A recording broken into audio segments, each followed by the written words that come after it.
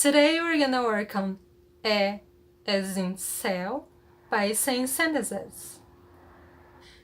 Ela é atleta. Ela é atleta. Ela é médica. Ela é médica. Ela faz dieta. Ela faz dieta.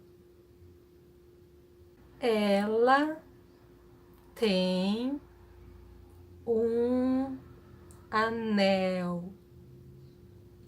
Ela tem um anel.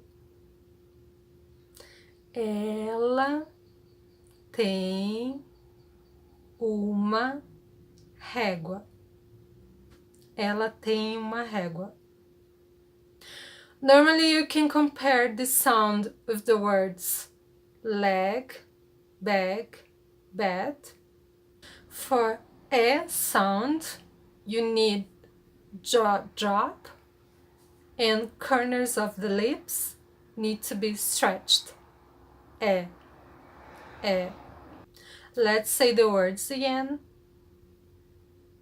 Atleta.